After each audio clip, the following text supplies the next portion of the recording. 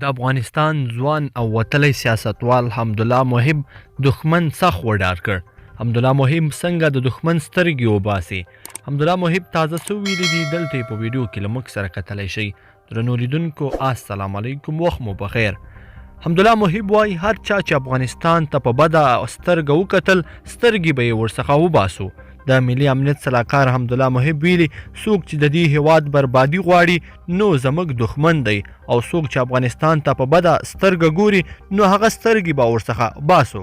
محب چې په 203 تندر قل اردو کې افغان ځواکونو ته وینا کوله ویلي په تاسو به هیڅکله هم معامله نه کیږي.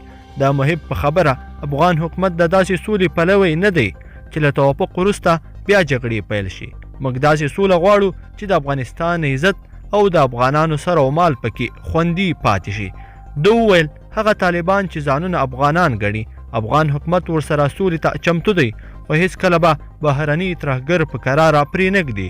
محب زیاته کړه د پکتیا ولایت امنیتي وضعیت ته په جدي توګه رسیدګي کیږي. هغه په ټینګار سره وویل چې افغان ځواکونه اوس د شپنیو عملیاتو توان لري او په بهرنیو زموږ تکیه هم په کمیدو ده.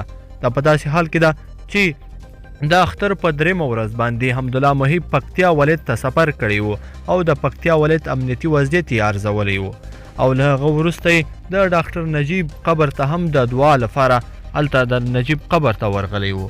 درنو لیدونکو په دې هیله چې دغه ویډیو به مو راسره تر پایه پورې کتلی وي. که مو زموږ دغه ویډیو خوښه شوې ویډیو لایک کړئ، د سره زموږ د یوټیوب چینل هم در سره سبسکرایب کړئ تر څو د تازه خبرونو او معلوماتو څخه تاسو زر تر زره خبردار شئ.